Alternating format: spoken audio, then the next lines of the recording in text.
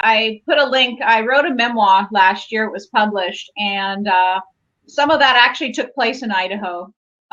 And so I was in a 30-year abusive relationship, and I think most people online that know me know that now. And I put a link to my memoir, and it's published through. It's a little place out of Seattle, and it's on Amazon right now.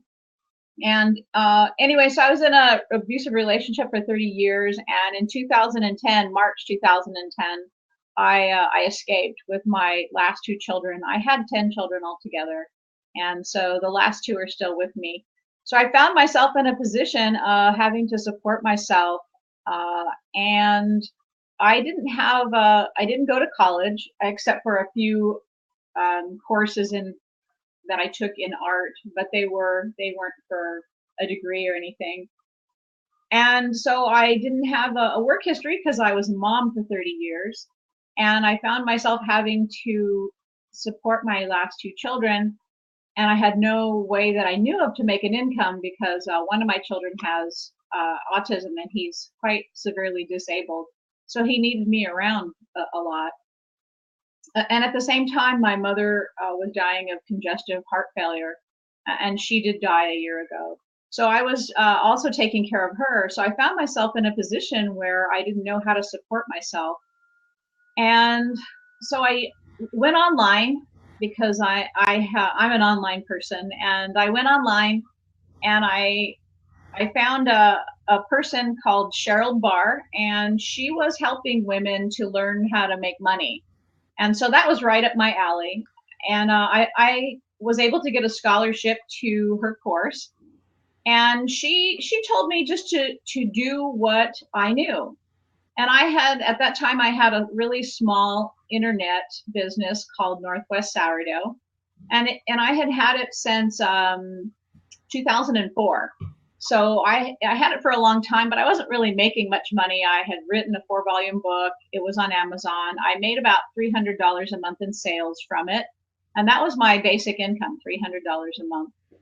And so I thought, well, maybe I need to do something else because I have been doing it all along and I really haven't been making any money. And so I had a YouTube channel. It didn't have very many people, and I was making about 80 cents a month. And so I thought, well, maybe I could beef up my YouTube channel because they were talking about people that made millions. You can't always just talk about the people that make a few hundred or a few thousand bucks. We have to talk about those that are making millions, and get the rest of us all excited.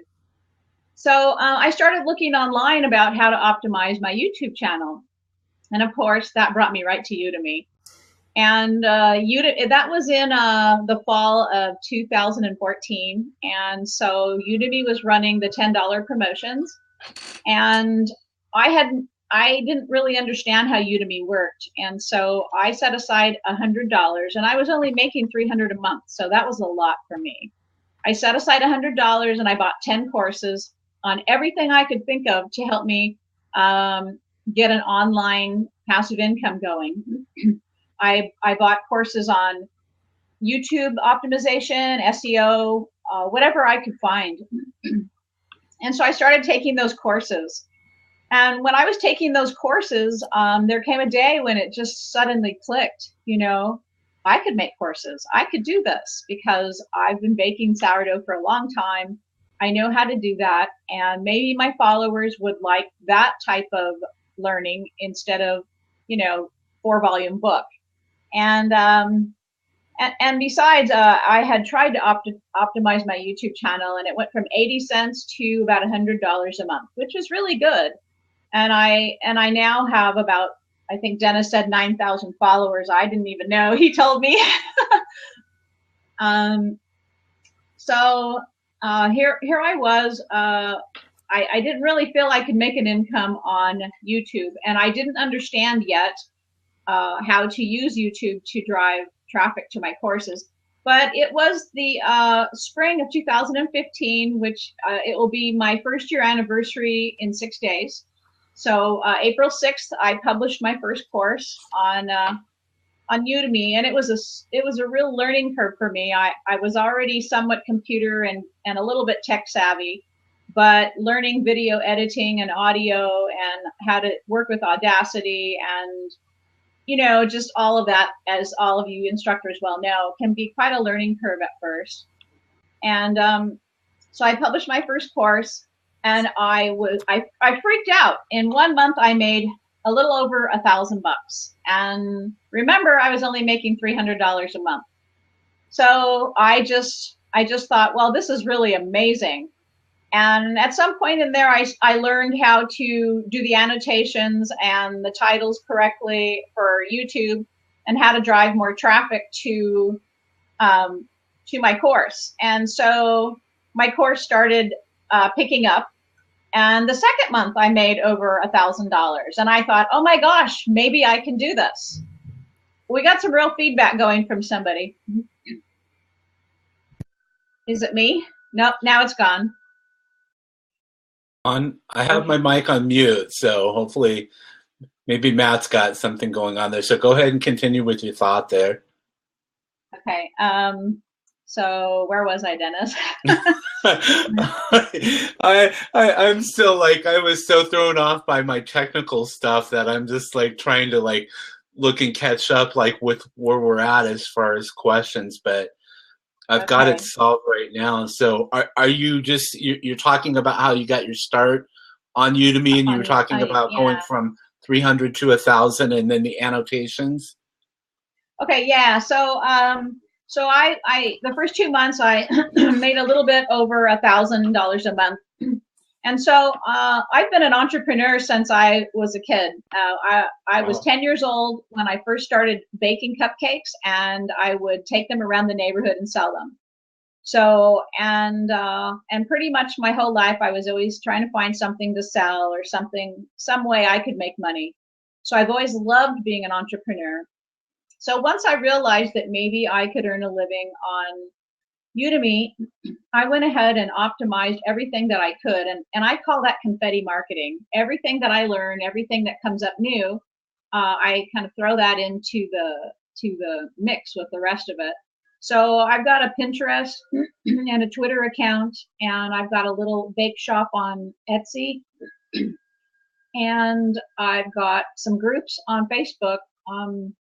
I think one of them is approaching 2019. I don't know. I have a lot of followers on Facebook, and so there's 2 groups on Facebook plus my business page.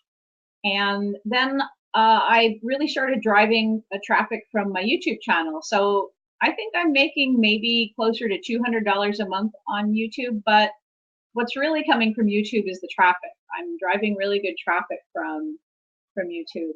So when I was in Cheryl Barr's group, and she told us, you know, that we needed to think positive and manifest what we wanted. And she asked the ladies in the group how much money they wanted to make. And she was being realistic, like, what are you making now? What can you realistically, let's go ahead and shoot for the stars, but make it something you can do. And I didn't understand that. So I said, well, I want to make $10,000 a month, you know? And that's a good goal. Yeah, well, she told me later that because my goal was so lofty, it made me just feel like the sky's the limit. Anything could happen. Instead of limiting myself, I opened up everything. So it's been, like I said, it'll be my year anniversary, and this month I am like $40 away from making $8,000. Wow. So I am just for this month. That's awesome. Yeah, I've made over $45,000 in this last year. Nice. So, and that's just on Udemy. That's not my other passive income channels, not my books and my other things. Yeah. So so I just so if, as a matter of fact, last night I added up some of my other passive income, and I've made over $9,000 just in March with my passive income online. So I'm only $1,000 away from reaching my goal. And March has been my best month, so I'm not like expecting next month to be the same. But heck, why not? Why not expect it to? Yeah, that's true. That's true, because I wanted to ask, like, one of the questions that I wanted to ask you. I know I wanted to ask you about your passion for baking, but it sounds like that came at an early age. But I wanted to ask you what you think of the new pricing structure that we know that Udemy is going to shift to here in about a week, and wondering if you think that it'll make it difficult to achieve revenue goals.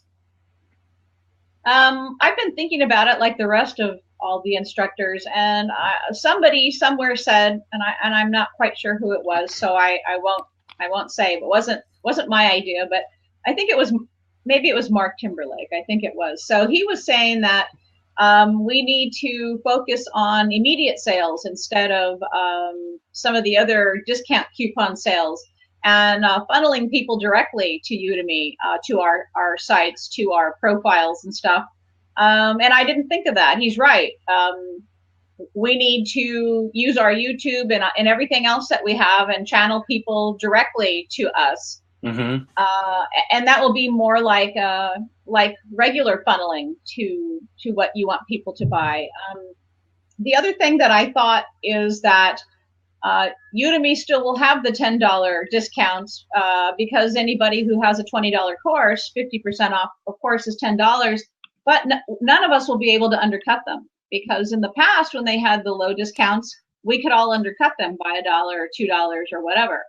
And we won't be able to do that now. So that's going to be a challenge for all of us instructors to just, figure our way around that, to offer something more for students so that we can still get them, since we can't do the undercutting. So that's going to be a real challenge for all of us to put our minds to and say, the 50% discounts on right now, what else can I offer my students so they buy from, through me? So I don't know how it's going to go. I'm excited and interested to see how it will go. If Udemy grabs a larger world market share, then we'll eventually all do better, but it might be rocky for a bit. I agree. Yeah, I think it's going to be a while, but I'm ready to go. I'm ready to get started with this and see how it works, because I think it's going to level the playing field, and that people will kind of look at your courses compared to somebody else's course, look at your reviews, your landing page, your intro video, and then decide, what they want to pay, which course they want to go with. Yeah. And I just wanted to say congratulations on almost the $9,000 you made this month. And I know that you might not be expecting $9,000 next month, but at least you're making higher highs and higher lows on what you're making per month. So that's the best thing that you can do. And I just wanted to say, thank you for sharing your story. It's a lot of people can relate to it, and I just wanted to say thank you for being brave enough to share it, and it benefits a lot of people by you doing so. Well, thank you. I'm going to continue to shoot for the high, because I feel that if you shoot high, the sky is the limit. And when you think about it, like I said, I'm not counting in my other passive income, but making over $45,000 in the last year divided by 12, that's approximately 3.75 K per month. And I can live on that. I'm not somebody who needs a lot of income, and that's maybe if I was in Seattle I couldn't, but oh, I think even in Seattle you can live on that, because I was laughing thinking about, because I told you a little bit about my history, that I lived in Seattle. I lived there for 10 years, and I'm still thinking about going back. I was going to ask you, because I missed the first part, and we had briefly chatted on Facebook. What is the town that you live in there? I live in a small town called Tokeland. It's a little peninsula in Willapa Bay. Nobody even knows we exist. And when I say Tokeland, they go, "Well, what do you guys do there?" Does Highway 1 go, or does Highway 105? 101, yeah. Does it go through there? No, 105. We hook up with 101 if we go east. Huh. I'll have to like come out that way sometime because Ocean Shores and Long Yep. Beach are a couple of my favorites to hang out there. Last year I went to the Oregon coast and then up through Longview and then up I-5 to Seattle. So that's really cool that you're able to be in that location and connect with the internet and do what we're doing right now, along with the courses, your books, all of that other stuff. It's just amazing to see this kind of stuff happening in anywhere in the US and anywhere in the world. Yeah, we don't always have a very good connection out here, and I always worry when I have an interview if it's going to suddenly drop. But I'm I'm in between Raymond and Westport, so Oh yeah. you might know. Yeah. Yeah, I've been to Raymond before. I So, stayed the night in so Raymond. okay, so did you go past the Shoalwater Bay Tribe Casino? The Do you remember casino that? might have not been there at the time because I was really young Yeah. back then. Yeah, I think I think the casino's only been here about maybe 15 years. So Yeah, I lived there in the 90s and I was about probably Matt's age at that time. So okay. but yeah, that's really cool. So Matt, you have another question there? Yeah, so obviously a lot of your courses are surrounded about baking. So we were wondering if, like, how difficult the process is of filming a course about baking. Do you find it difficult, the recording process? Grass is always greener on the other side. I imagine that sitting in front of a computer and doing a voiceover is fun or easy because I have to come up with the formula, I have to test them, I have to bake it, and then so much can go wrong, and the formula might not turn out. I'm somewhat challenged because I even though I'm making it enough to purchase a home, I can't get into a home because I don't have credit yet. So I'm still living in a shop and it's pretty rough. And so I can't really show, how in a baking show you want to see a nice kitchen. I don't have a nice kitchen. So I focus on my hands and then the audio has been a lot of problem. I got a good lav mic. But when I'm working with the dough, the lav mic often rubs against my clothes. So then I've ruined the whole audio and either have to toss it or try to be creative about a voiceover because, sometimes a voiceover will work when you're just showing your hands. However, nobody gets, there's no background noise then, and that's a little disconcerting when you're working in a kitchen. I was going to say, I think that's a perfect example of not waiting for the perfect situation and just doing what you want to do with what you already have. Mm-hmm. And I think that's awesome. And Yeah. one of the best lessons that anyone can learn. $8,000 proves you're doing it right, though. I almost didn't do the courses. When I took a look at my kitchen, it's got a rough concrete floor with stains and paint and oil spills on it, and it's just nothing to look at. When I looked at that and saw what I had to work with, I thought, I can't do this. What am I thinking? This is ridiculous. And then I thought, well, I'll just be creative and do the best I can. And if it works, it works. And I will try to get better equipment, which I've done. I started out with a little pocket camera and I got a Panasonic FX1000 now, and I got a better microphone and I got some lighting equipment. So I worked on making things better, and eventually I'm going to have that nice kitchen. And when I do, I'm going to do my course. I'm going to videotape my courses all over eventually, little by little. But I thought to myself, if I can just make money, I can use that money to make my life better, get better equipment.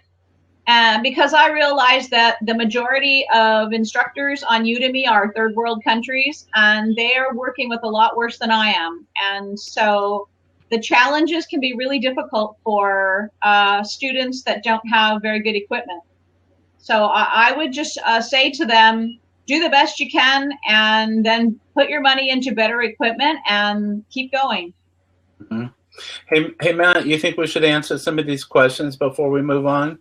Yeah, we can flip back to YouTube and answer Andy's question, and then I think you typed in a question. I'm sure that was for somebody else. It was, yeah. So Andy, and welcome Andy, it's great to have you with us. How do you link YouTube videos directly to your YouTube courses? I think Matt and I know how to do that, but we'll go ahead, since you're the guest, we'll let you go ahead and share your knowledge with those who are listening. Okay, well, I think everyone knows that YouTube won't allow you to do it through annotations or cards. However, you have a blog or a site, and you make a nice post, and you put your links to your courses in the post, and then you use annotations and cards to link to that post, because you on Facebook you have to have an approved site that's working along with them. However, you can put your links directly in the description underneath the video, and I do that all the time, especially right at the top. Great, that's an excellent way to do that. You know, because you just connect with like I connected with DennisJSmith.com and online course coupons, and anytime I want to use the cards, which are often underutilized. And so if you're listening and you're not familiar with YouTube, make sure that you take a look at cards and annotations, because those are a great way for you to expand your reach online and direct traffic from YouTube over to your Udemy courses and your blogs too, which when you direct them over there, you have that opportunity, and we'll be talking about it more in this blab, to pick up somebody's email address so that you can build your list and further market to those individuals. So this next question, I'll go ahead and bring it up here. Wait, Dennis, I just wanted to add one point. And I think in the future that Udemy is working on becoming like an official store that you could link to with YouTube. I don't know how long that's going to take, but it's been brought up in the past in the Udemy discussions. That would be nice. That would be really cool. I have one other thing to say about YouTube, which I just discovered recently, and YouTube will probably laugh, but you know, the featured content where you can feature one of your videos at the when people first come to your site, new people, when they first come to your channel. Yeah. I had a small video list, a set of videos for an overnight sourdough that was really popular, and it started making more and more money. And the videos some of them were making $5 to up to like $17 a month, you know. And I was thinking, wow, you know, what's going on here? And it suddenly dawned on me that was my featured video, and it had nothing to do with Udemy. And so I recently changed it to my entry course, my Sourdough Baking 101. I have a really nice preview. I put the promo on YouTube, and I went ahead and put the promo on as my featured video, and I already sales spiked almost immediately. So if you have your featured video, check it and see what it is, because it should be taking people to where you want them to go, whether it be your a blog post that you know, will get their email, or whether it be to Udemy to a certain course. Make sure your featured video is directing traffic where you want it to go. Good points, because that's something that I always forget to update. And like Teresa was saying, that you have two different options. Those who are already subscribers can see one video, while those who are coming to your channel for the first time can see something completely different. And the other thing that I do is down below is you can create a playlist. So one of the things that you might have seen when I first started is that my book, Udemy Life, just came out today. And I have interviews with a lot of instructors, including Matt. And I branded those with a thumbnail with the book cover and put that as a playlist and raise that to the top, so when people come into the channel, that playlist is what they're going to see first. And you could do that with your Udemy courses. If you wanted to group those as the first thing that they see in your channel, they would see a playlist there. So we have this question here from I'm sorry, I forget who asked it. I took it and plugged it in, but do you use parts of your Udemy course and put them on YouTube, or create teaser videos, which would be also a trailer specifically just for YouTube? Yes, absolutely. There's several of my different courses that are teasers in YouTube, and I'll say, you know, this is a course that I have on Udemy, and here's a discount coupon if you're interested in learning more. And yeah, I have a lot of those. Dennis, there was one thing I wanted to say. I downloaded your book, which is available right now for free, Udemy Life, from Amazon.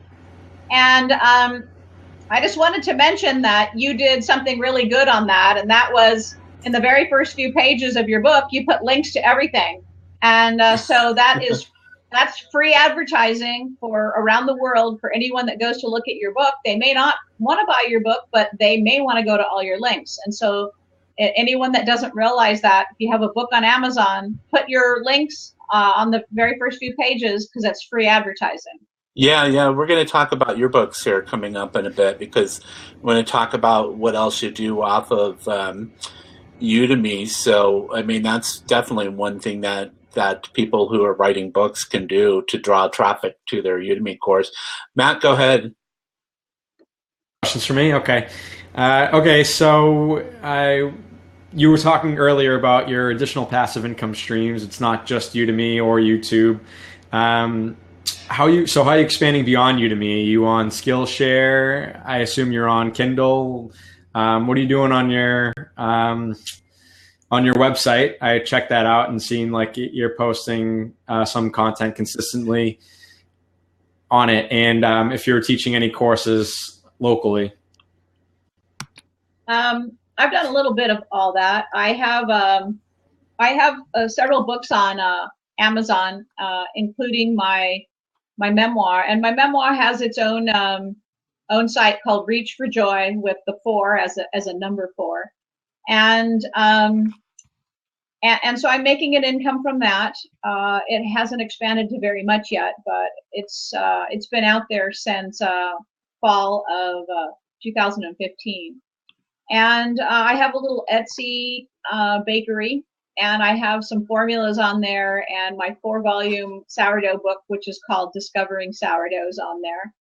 And I toyed around with putting a course on there. I don't think I have it on there anymore, where they could buy it through me, and then I would give them a free coupon. So that is actually another way to direct people to Udemy, but it wasn't working for me, so I took that. I think I took it off. And so I am selling my books through on Etsy as PDFs, and then on Amazon as Kindle.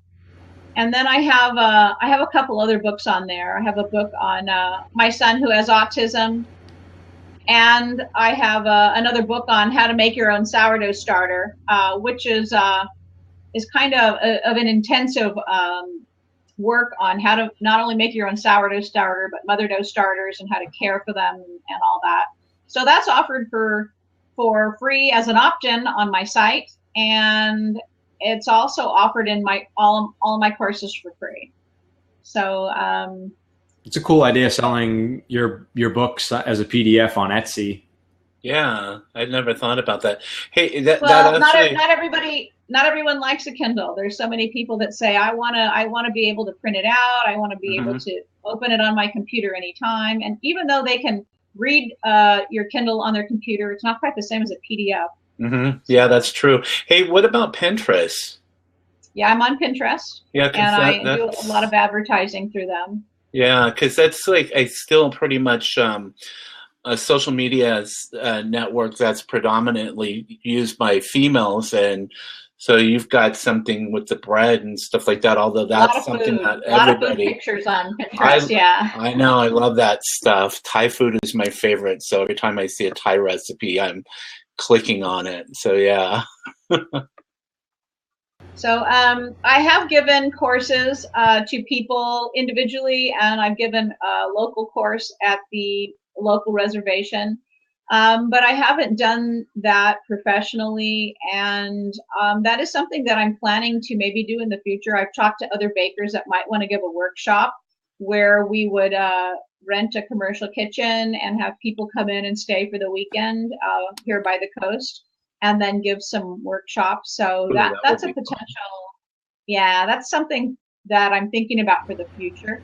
That'd be a fun opportunity to like get out of the house and meet new people, and another form of income for you too. That might be fun and a good opportunity. Yep, I really think so. I love connecting with other bakers. Bakers are some of the nicest people in the world. I mean, you go into any bakery and ask a baker for help, and they'll help you. It's rare to meet a mean baker.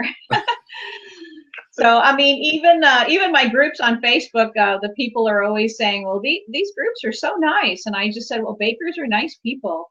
You know, people that love working with their hands, where everything smells wonderful and the dough's soft and you get to eat it whenever you want. You've got to be happy. It is an art form. I mean, really, like when you think about it, the different breads and for me, pastries and desserts and cheesecake and all of that good stuff. So you want to go ahead and let's see, we've got this other question here. How did I keep my head on straight? How have you been able to stay focused? Yeah, I can't see the rest of it. It won't show more for some reason. So much. Yeah, it says to show more. I'll try to click on it. It won't show it. Well, and then it says how you've been able to keep how you've been able to stay focused in the face of so much uncertainty. How many of us become unhinged in the face of challenges and fear? Yeah. I would have to say that I was lucky that I had a good support system. I have a large original family, and I think that, like I said, I've always been an entrepreneur. It's something I absolutely love. A lot of instructors hate that part of Udemy, but I love it, and it shows in my sales. I have consistently done 80% or around that of my income from Udemy has been my own sales, and so. I love doing sales, but to stay focused, what I do is I make goals, and even though I don't always hit them, I really try to, and I'm relentless when it comes to now that this is my income, and I actually love doing it. I work at it every single day, and I've talked to other instructors who aren't selling, and I'm saying, well, what are you doing? You know, are you posting? Are you sharing it? Are you making new blog posts about it? Are you making videos and putting anything on YouTube about it? And they're like, no. And I'm like, you know, I'm doing that constantly, all the time, or I'm coming up with new formulas. I have a couple of books that I'm writing, putting together for freebies for the future, one that I'm putting together to publish. So I just feel that every day, if you take some time and do something every single day, it all adds up. So you don't have to force yourself to be focused. Just do it. Yeah, I feel like people Udemy's like misrepresented in the way that most people think it's like a passive income, but in reality, like you have to proactively do things in order to make the amount of money that you want to make on Udemy. Yeah. Well, and I really think that's true with almost any business. There might be a few out there that take over and that's their business is to push you, but virtually any business is all your effort. And if you're passionate about it, most likely you'll do well because you are willing to spend a lot of hours doing something you're passionate about. And I'm really passionate about my sourdough. So, and I think that when you're passionate about something and money isn't everything, because money's not everything to me. I care more about, like if somebody buys my course for $49 or more, and then I have a sale where it was a lot less and they're kind of upset about it. I'm like, what can I do to make you feel better? I can give you a free course. I can, what can I do to make you feel good about this? Because I care about them. I care about making people happy. I like sharing. So, and I think people can tell that. People can tell when you're passionate about what you're doing and willing to share it because and they get excited when somebody's passionate about what they do. Other people get excited. It's just the way it is. I agree. I think it shows that when somebody is authentic and is there to teach and help other people rather than just the almighty dollar, you know? Absolutely. So yeah, definitely. Matt, did we want to ask, before I ask the next question, answer some of these questions that we have here? Yeah. So because I was kind of confused by something that was already answered, but I guess it's not the ones that are up here. So Andy is asking, and I'm familiar with it, if you've ever tried Smashwords. I personally haven't, but have you used Smashwords for distributing your ebooks? I tried when I had the 4 volumes. I actually tried the regular publication route, and 4 different large publishers actually took my book to the acquisition stage where they were considering publishing it. Wow. But they felt at that time, I published it in 2010. They felt that I was not a known celebrity, and that so it was too big of a risk for them. And they said my book was too big and too technical, so that it was too big of a money risk for the publishers. That's when I published it myself, but I even wanted to do print on demand, and I looked at Smashwords and some of the others.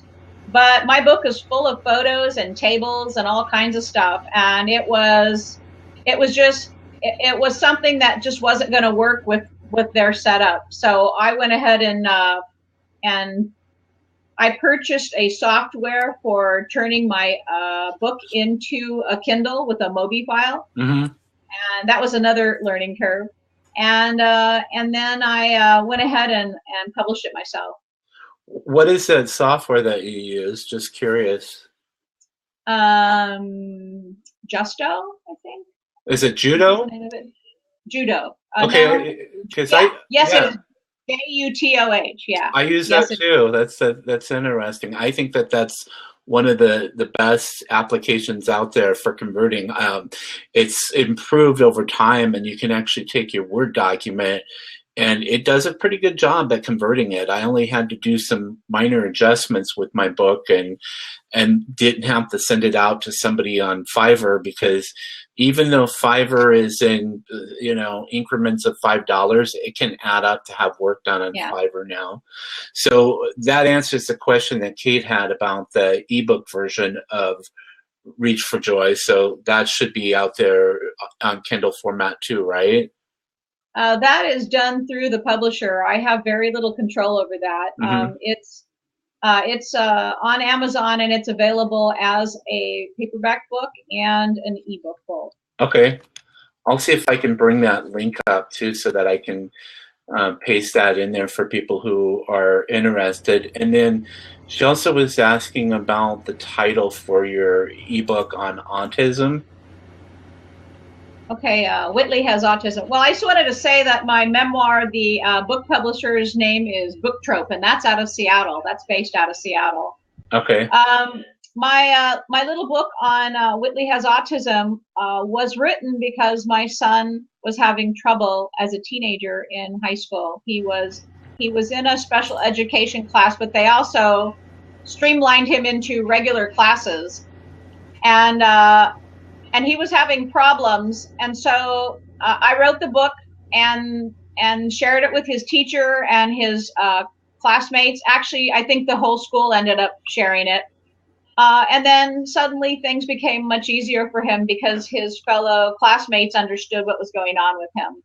And so I went ahead and put it on Amazon to help other people. There's a lot of autism now, but a lot of the children with autism are with parents with younger children. And my son is now 18, so I've dealt with teenage autism. And I think that as people's children get older, they're gonna want that help. You know, what happens when they become teenagers and they don't fit in, because it feels a lot different to them than when they're little. Yeah, our neighbor across the street has a son that's autistic, and I think he's in his early 30s. So. Well, I wish they would have written a book for me. Yeah, I'm sure it's not easy. I have a nephew who's 9 with some challenges, and see what my brother and his ex-wife deal with every day. So I would imagine that you're using an email list to market all of this stuff.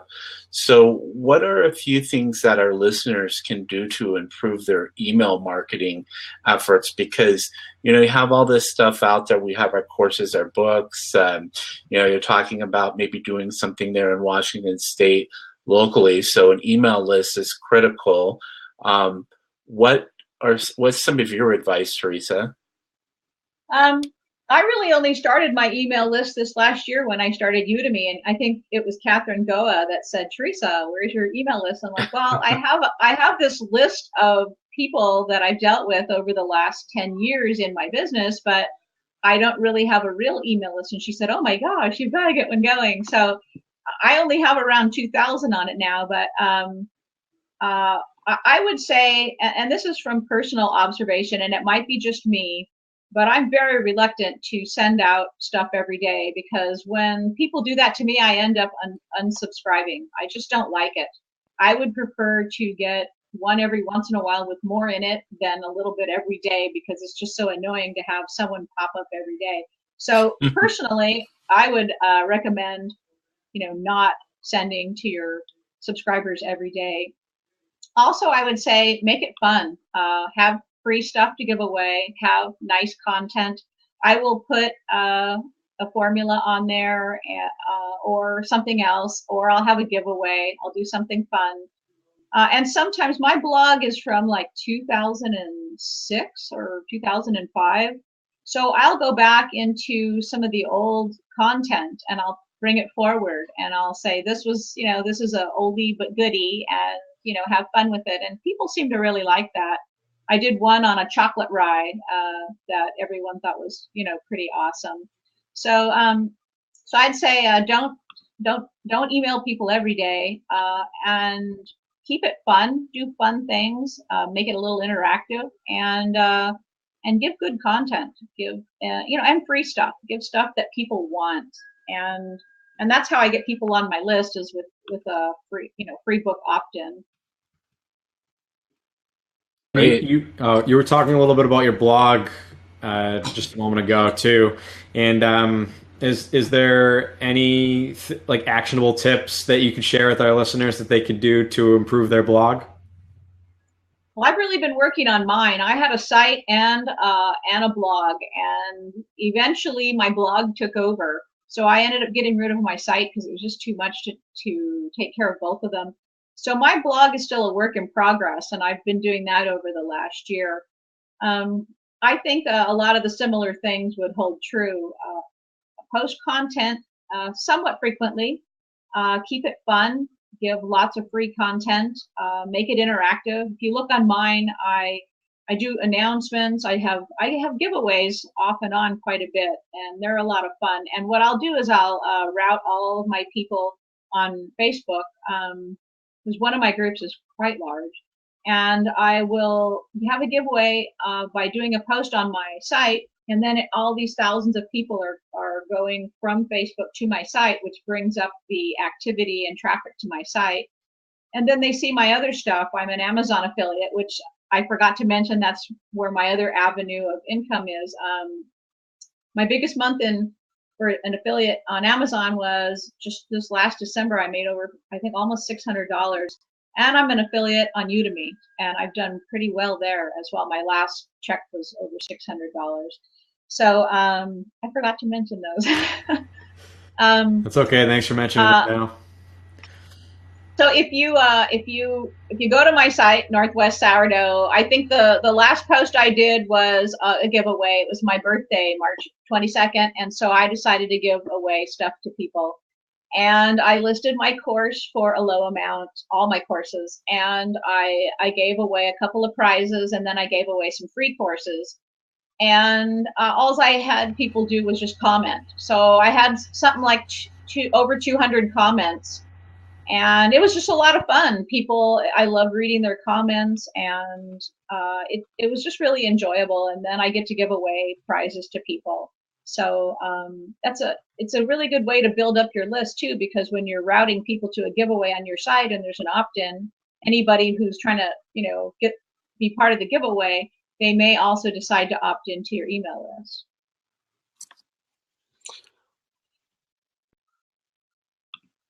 I thought I was on mute there for a second. I jumped over to your Udemy channel and it started playing, and I was like, oh, I hope that doesn't go through the speakers. But so I don't know if we actually talked about this, like when we were talking about YouTube. So you have close to 9,000 subscribers, which I mean is impressive. I have 600 something, and I've been on here for quite a while. I really love like the branding that you did there at the top. How about like just like one actionable item that we can give people that they can do today to improve their Udemy channel, or not their Udemy channel, their YouTube channel? I would say something right off is check your descriptions.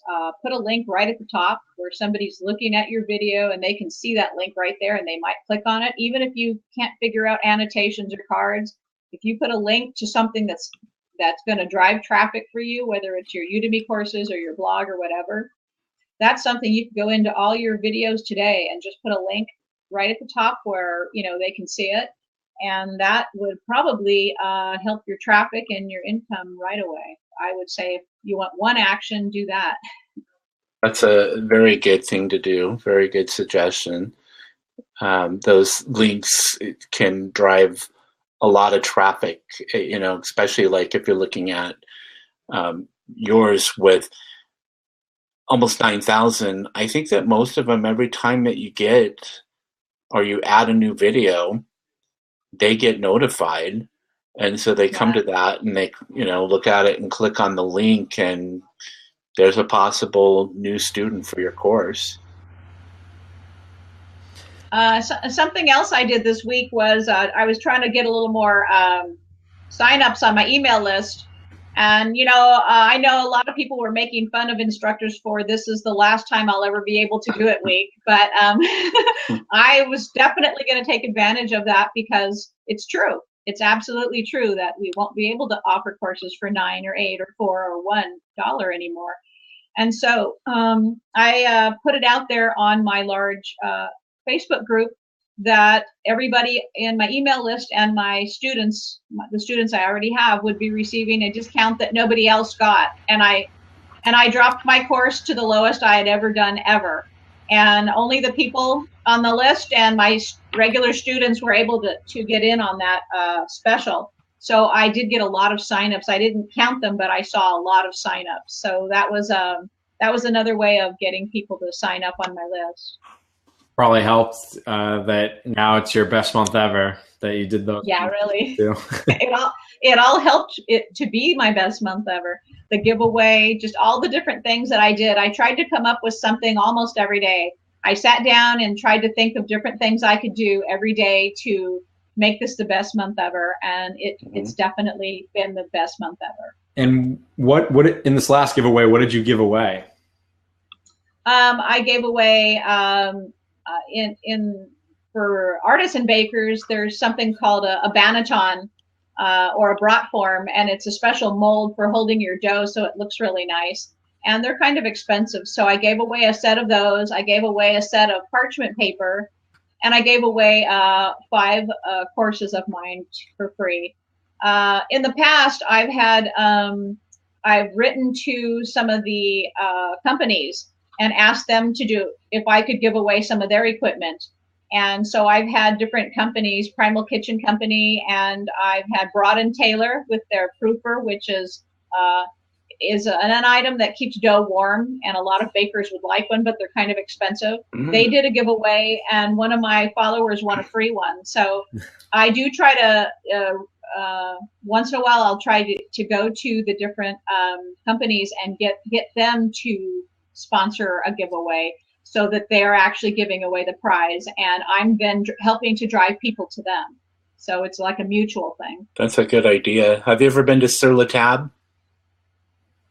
in Seattle, the cooking store by the marketplace? You'd love it. Yeah. Yeah, it's like Williams-Sonoma, but a notch above. Okay. You should make a video on YouTube telling people how to get some companies to offer one of their products for a giveaway. Yeah, that's a good idea. Yeah. One other thing that I've done is I've also, when I buy equipment, I will have an unboxing where I will get it in and I'll videotape me taking it apart and putting it together and showing how it's used, like a grinder or a new mixer or a Dutch oven or, you know, something that bakers like using. So that's just another type of video that I can put out there that would be fun for them and fun for me. I think it, Matt, like maybe you're already doing it, but some of the stuff that we've talked about in today's blab would be very helpful to other Udemy instructors. Just maybe a short tip. And all of us can do this actually, because, you know, Matt has stuff to offer. You have stuff to offer. I have stuff to offer. Andy, you know, out there, he does his art classes and stuff like that. And we all have secrets on how we film. You know, you talked about your lav mic. That's one of the things that I've been thinking about getting, because I bought this here to hold my phone in, and I'd like to do videos, but I need a lav mic so that it picks up my voice when I'm out in public. And when we're done, I'm going to message you and ask you which one you bought, because I've been looking at them on Amazon. Okay, well, the one that I got, I really like. It works really good. However, like I was telling Matt earlier, you might not have been here. When I wear it and I'm working with Go, it will rub against my clothes, which ruins the whole video. So Mark Timberlake has been helping me. He was suggesting maybe a boom that I can hang overhead of my workspace so that I don't have to.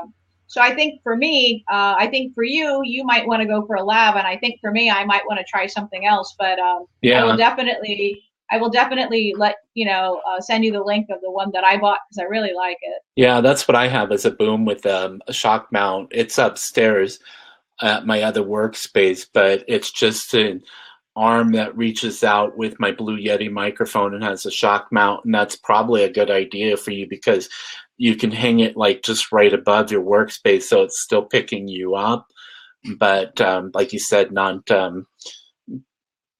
brushing up against anything. So yeah. So that's a wonderful resource, is to be in the Udemy groups and get that kind of help. Yeah. So, hey, here's a question for you. Since I dabble in this myself, one of the listeners said, thanks for your tips so far. Have you tried any of the Udemy promotion websites? And if so, which do you recommend?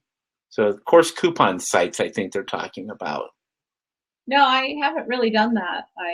If somebody else has put mine there as an affiliate, then, you know, I wouldn't know that. But I haven't really done that. Yeah, I think I need to as an affiliate myself, because you said that you do Udemy affiliate marketing. Matt does too. I definitely need to grab your courses and start promoting those, because I mean, it wasn't until like I started seeing you in the studio, it was like, wow, that's interesting, because it's not like the typical Udemy course, which is a lot of coding courses, WordPress, Excel.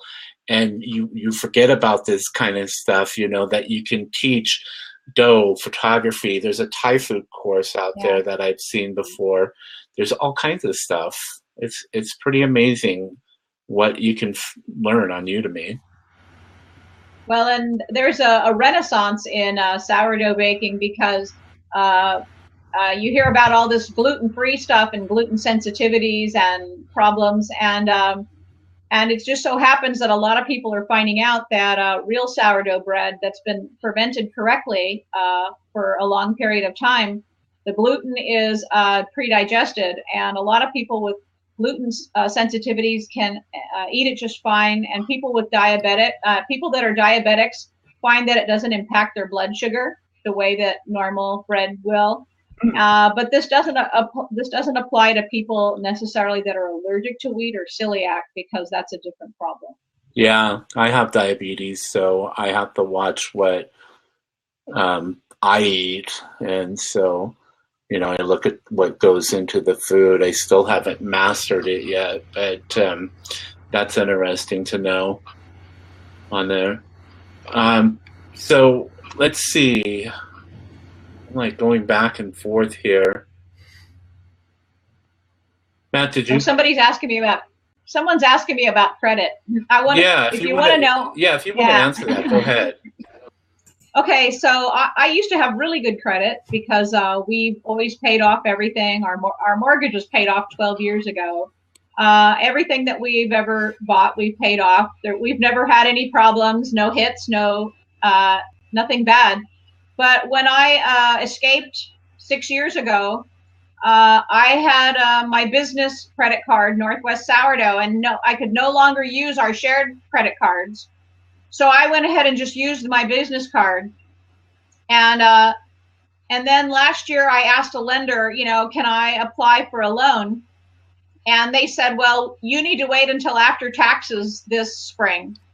So that was last year. And so I waited, and then I gave him my information, and he ran my credit, and it was zero. And I said, he said that everything, that has been on my business credit card for the last 6 years doesn't count, that it doesn't count towards my personal credit, which I didn't know. And I basically said to him, well, why didn't you ask me a year ago? Why didn't you run my credit a year ago and let me know? Because now it's going to take me another year to get credit. So I've applied for 2 different credit cards and set up new accounts just to get credit. So I'm learning all about credit right now, and I had no idea that my credit was zero because it was always really high before. But if you're a woman who's left an abusive situation or someone that's out on your own and you don't use the shared credit cards anymore, you've got to build up your own credit. And I just wasn't aware of that, and I should have been. Wow, interesting information. Thanks for sharing that. And well, I see that you have a course about empowering women on Udemy, and we're definitely both feminists here, and we think that's awesome. Is there any other, do you think you want to like branch into also teaching about that subject more, or do you have any other plans to teach about more things other than baking? There's a private Udemy group for women, and I'm a co-instructor in that particular course with several other women, and we've all brought forth some of the skills that we do, and it's a free course so that other women can get a head start. And it's also a way of promoting our own courses because we give links to our courses if they want to take them further. I actually have 2 courses that I started that I haven't had time to work on. One is called Confetti Marketing, and that has to do with the way I do my marketing, which is kind of like confetti, a little bit of everything. And then I have one it's called Attitude Equals Success. And I feel really strongly that your attitude is what makes you successful. And you might have noticed if you're in the groups, Udemy groups on Facebook, and you see people that are negative and not so nice and being mean to others and lashing out at Udemy, they're not going to go anywhere. They are not going to be successful, and that's just the way it is. I agree. But if you turn negative things into positive things, if you look at the bright side of things, if you try to take lemons and make lemonade, if you are happy and share joy, people are attracted to you. They want what you have. If you're nice and you're kind, there's a time to be, to do the hard stuff. But generally overall, when you have a public persona and you're mean and nasty and you're money hungry and and you have a lot of negativity, you're not going to be successful. And if you started out successful, you're not going to attract people for very long. So I really strongly feel that if you want to be successful, the first thing to do is change your attitude and try to remember that joy and happiness attracts people and the opposite repels people. Mm-hmm. Thank you. Yeah, I think more people need to take that advice because it's kind of like I try to stay away from negative, and I've talked with Matt about it, just people that I have in my life or whatever. And even myself, I need to be reminded if I'm being negative, I want people to tell me, so that I can turn that around before it drags me down. Yeah, well, you can imagine, Dennis, if you were being more and more successful, and then you started being not so nice or negative or singing the blues every day or pouting and complaining, people are going to start dropping you. They're going to say, I just don't need that. I can go somewhere else and feel good. I don't need to put up with something that makes me feel bad. And I want to tell that to these instructors that are so negative, or they're like, they turn around and bite Udemy, and I just want to say, do you know what you're doing? You are ruining your own, reputation. You're ruining your own chance for success. Yeah. It's better to come up with a solution than to complain about what's happening. Yeah, try doing it on your own with your own website and see how that works out for you. It's like Udemy's just another vehicle to help you with your success, and you don't have to stay with it forever. You can build your following, and we talked about the YouTube channel, we've talked about Pinterest, we've talked about email marketing, we've talked about our own websites. Work on building that up, and at some point you get to a point where you can focus on just your website, because all of a sudden everybody knows you. They know that you're this person who's got these wonderful courses on baking and sourdough, and you're an expert in that kind of stuff. You've got the books out, and then Udemy's just kind of like that other stream of income for you. But if you if you have that negative attitude about it, it's just not going to work. And one of my favorite quotes is, I forget who it's by, but don't ask why things are so hard, but find out a way to make it better. Something like that. Absolutely. Yeah. I feel differently about Udemy, Dennis. I feel that I can't even imagine myself having the ability to have the reach they do. And so I feel that even if you do have courses on other platforms and courses on your own site, I still feel that the courses that you have on Udemy, that you can attract people to them. Udemy can bring people to you, and you have those links in your bonus lecture that can reach 10 million people. I mean, it's just amazing. The Udemy as a resource is absolutely amazing. Yeah. So I definitely think that they will be a large part of my income, because I really like them. I really like Udemy. Yeah, just think if that 10 million doubles to 20 million and you're doing $8,000 a month right now. Just think about that potential down the road. Once we get through this price structure change here, but I think that things are still going to pan out on Udemy. So yeah. So let's see. We've got a few more questions here. Any last thoughts or advice for our listeners before we go today? Well, I think I saw one woman wanted to know where to find the Empowering Women course. And if she just looks up my name, Teresa Greenway, on Udemy, and then looks at my profile and you look and see what courses I have, that will be one of them. That would be the easiest way to find it. I posted a link to your profile that's just right in the chat discussion right now. So if they want to click on that, it'll take you to that course too. Dennis, you asked Teresa a question, right? And then we'll get to the... I forgot what it was. Just any, before we go, any advice or thoughts that you'd like to share with the listeners?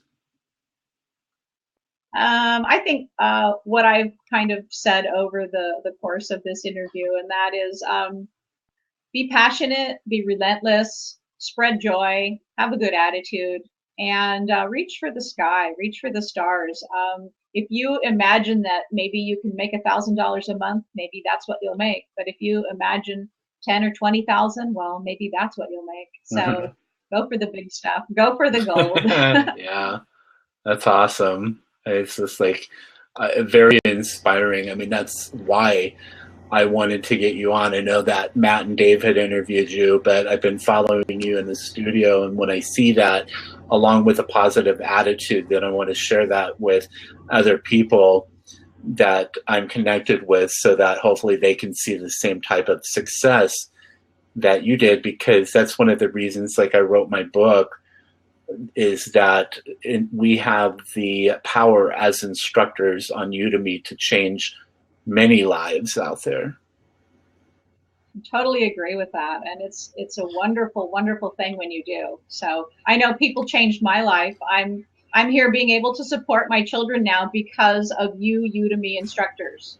So I mean, I can really tell you that it is a powerful thing, and it's something that's that we should think is as something that is sacred, something that we can do is touch other lives and help them be better. Mm-hmm.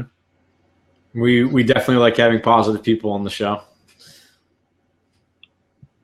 Here's that one question here. Let's not forget this before we wrap it up. Did we cover that one? No. Somebody was basically asking if they should upload their content onto YouTube first before doing Udemy. And what do you think about pre-marketing your course and building a following before we actually post a course to Udemy?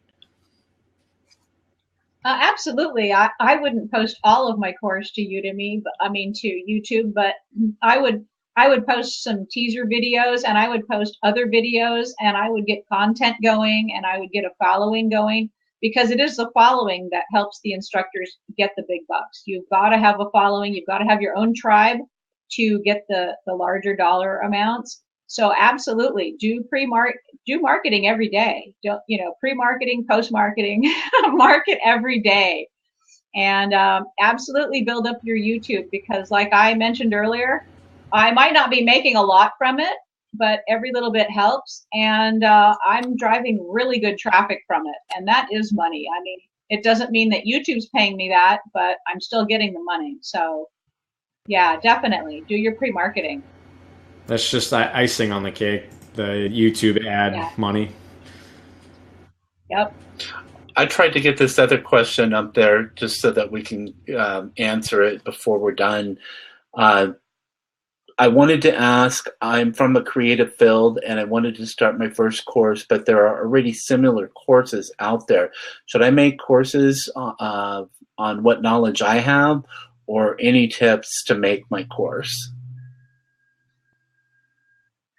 I don't think I'm the best expert to answer that, but from my own personal opinion, I would make the courses I would start with are ones that you're absolutely passionate about, because it's the passion that magnetizes people to you. You could have 100 other courses out there, but if you have your own special persona and your own special passion, people are going to want your course, not everybody else's course. And that's why you see you might see 100 courses on Udemy and one's making all the money. If you go there, that person's the one who's passionate about what they're doing.